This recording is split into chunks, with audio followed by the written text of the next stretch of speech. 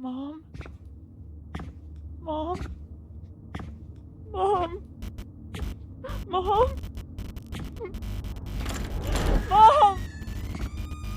Try and stay calm. I'm gonna be on the phone with you the whole time.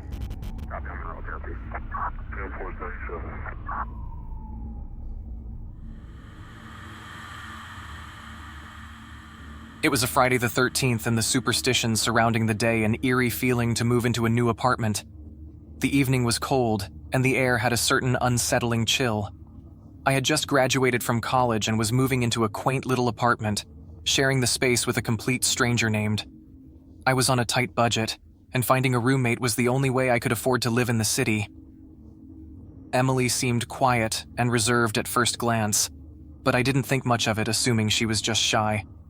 The room I was moving into was already furnished, which was a big plus. There was a twin-sized bed tucked away in one corner, a nice-sized dresser, a closet, and a TV stand in the other corner. However, were a bunch of stuffed animals sitting on the dresser, which I a bit odd. Most notably, there was a teddy bear facing the bed. When I asked Emily about the stuffed animals, she gave a loud laugh and said her room had the same thing. She recommended I leave them be to show respect to the landlord. I didn't talk to Emily much that first day, other than to ask about the stuffed animals. I spent most of my time unpacking my clothes and supplies and setting up my TV. As I was laying in bed watching TV that night, I thought I heard something, an eerily noise that sounded like a small electronic component. I chalked it up to being a house noise and continued watching my show. As the night deepened, the ominous feeling of Friday the 13th lingered. The day, Emily wasn't home all day. I didn't know if or where she worked, but I just assumed she was at work. That night, when I was in my room watching TV, I heard the front door open and Emily walk through the hall to her room before shutting the door. A little later, I was getting changed into my pajamas when I heard the same sound from the night before, this time without the TV noise in the background. It was definitely some kind of electronic device, but I didn't know what or where it was coming from. It still didn't seem like a big deal, so I got into bed and started reading my current book before falling asleep. The next day when I came home from work, I saw Emily, and she asked me what book I was reading. At first, I didn't understand the question, but then she said she was talking about the book that I was reading in my room. I looked at her in silence, confused, and asked her how she knew I was reading a book. She said in her soft voice that she had to go into my room to take something out that she had left in there, and that's when she noticed the book. I asked her nicely not to go into my room anymore, but unfortunately, there wasn't a lock on the door, so I couldn't stop her. That night, when I grabbed my book from under my bed, I stopped and wondered how she would see my book if I had it under my bed. Thinking about this now creeped me out, and I was in no mood to read anymore. I looked around the room as I thought to myself, and then I noticed that big teddy bear on the dresser again. This time it was angled so perfectly to face me in the bed. A scary thought crossed my mind. I stood up and walked over to the bear, grabbed it, and looked closely into its eyes. My heart skipped a beat when I realized there was a camera in one of the eye holes. I eyed the thing into the corner of the room and went to Emily's door, trying to open it, but her door apparently had a lock, so it wouldn't open. I knew she was in there, so I pounded on door, screaming her name, but she wouldn't answer. I saw the light sneaking in through the bottom of the door go dark, as assumed she turned off the light. I went back to my room and called the landlord, explaining everything and telling him I was leaving right now and had a valid reason to void the contract. I packed a little of what I had brought into my car and left that same night, never looking back. The landlord surprisingly never even came to me to collect the money for those few days I was there. Ever since that night, I have a phobia of stuffed bears, always having to turn them away so they're not facing me. The eerie feeling of that Friday the 13th has never left me, and I often wonder the day's bad luck had anything to do with my unsettling experience with Emily.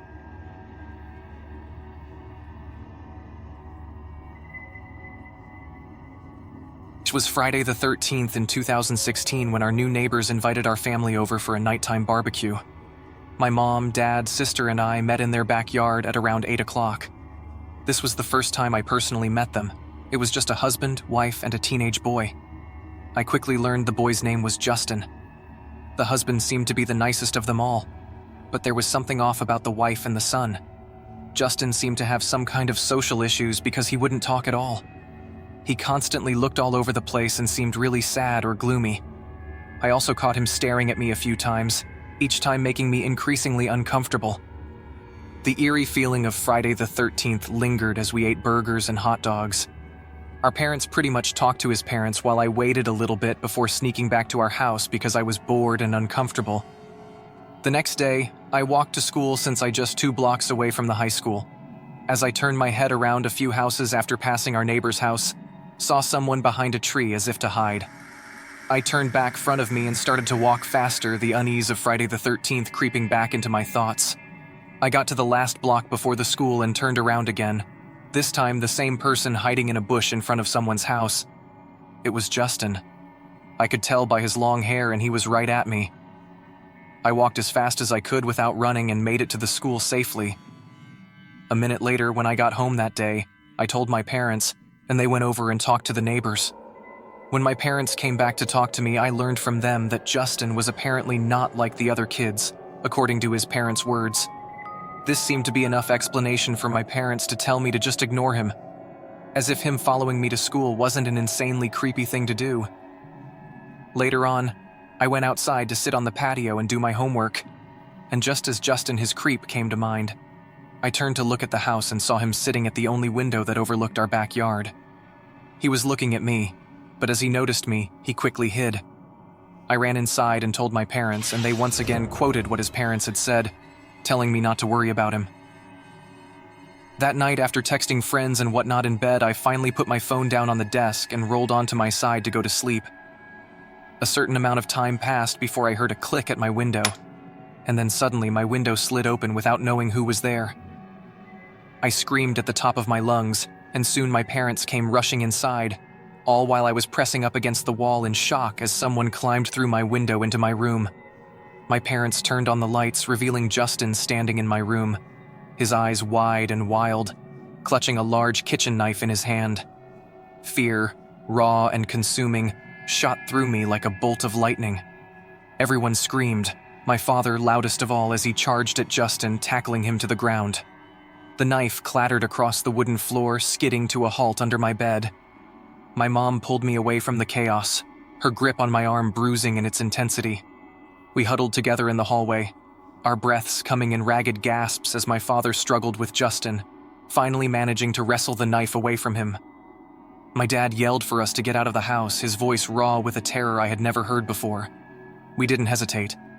We ran out into the night, the chilly air biting at our skin as we raced next door, pounding frantically on their front door. It felt like an eternity before the porch light flickered on and Justin's father, his face creased with sleep, opened the door. Before he could even utter a word, my father shoved past him, yelling about Justin, the knife, the break-in. Justin's parents seemed less concerned about their son's actions and more annoyed at being woken up in the middle of the night. My dad, his face a mask of fury and fear, threatened to call the police if they didn't get their son under control. Justin's father, finally realizing the gravity of the situation, stormed back into his house, emerging moments later, dragging a sullen and resistant Justin by the arm. My dad marched us back into our own house, locking the door behind us with a resounding thud. The police were called, the events of the night recounted in hushed whispers and tearful explanations. The police took Justin away, not to a regular jail, but to a facility for people with mental health issues. It was a small comfort, a band-aid on a wound that ran deep. We never saw Justin again. His family moved out the following week, leaving behind an empty house and a lingering sense of unease. The memory of that night of Justin standing in my room with that knife remained. It was a chilling reminder that sometimes the scariest monsters aren't the ones in horror movies, but the ones living right next door.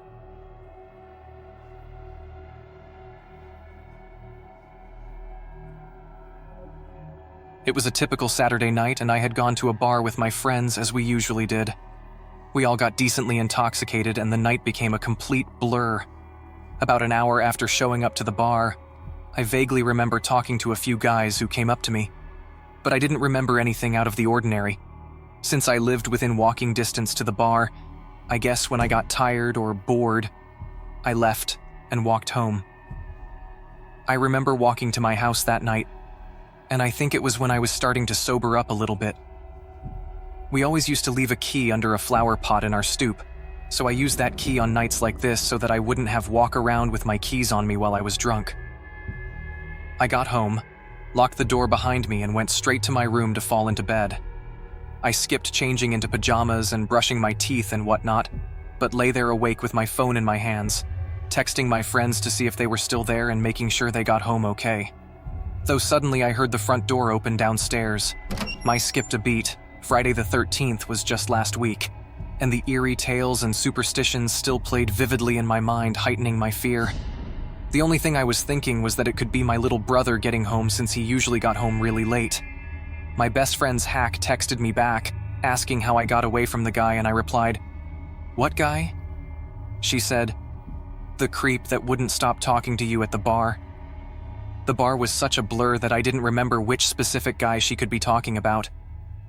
I heard some noises downstairs, assuming my brother was making a late-night snack in the kitchen, and I heard walking up the stairs. My best friend texted me again, saying she saw him at the bar right after me. Now I was still decently drunk, but was starting to become suspicious. Steps came up the stairs outside and stopped outside my door. Then the door quietly opened. It was dark outside of the room too, so I couldn't see who was standing at my door. I said my brother's name, and then the door shut, but I didn't hear whoever it was walk away, so I was led to believe we're standing outside. I immediately texted my brother, asking if it was him, and surprisingly, he texted back right away saying, "Was me? Why do you keep opening the front door?" We live with our mom, who was away for the week, so I didn't know what to think other than it was an intruder. I called the cops without telling my brother. Hearing 911 for the first time in my life really made the situation seem that much more severe. I described what I believed to be a break-in, and I was on the phone. I leaned over, turned on my bedroom lamp, and as the room went from dark to bright, I saw a man standing in the corner of the room by the door. I screamed and shrieked while still on the line with the 911 operator, who kept asking what's wrong. The man in the corner opened the door and fled the scene. I heard him run out the front door, and I stayed on the line with the operator, who advised me every move I should make until a cop car actually showed up. I was still intoxicated, so the info I gave on the police report was probably not the most accurate. But I described the man to be mid-20s, looking stocky, with a full beard and short haircut. One of the two officers then lifted his hand, revealing a key he was holding, and said he found that in the front door lock it was the spare key that was under the flower pot. Intruder used it to get in, meaning he followed me home and watched me take the key from under the pot. The officer told me to rest assured he'd be patrolling close around the area all night and advised Mai and me to keep our doors locked and find a new hiding spot for the key. The next day, besides my hangover, I felt relieved. I told my friends about what happened, and they described everything in detail. That some creepy-looking guy in the bar had been following me all night, trying to talk to me every chance he got, and somehow I was oblivious to it. I took a long break from going to bars, and we don't hide a key outside anymore.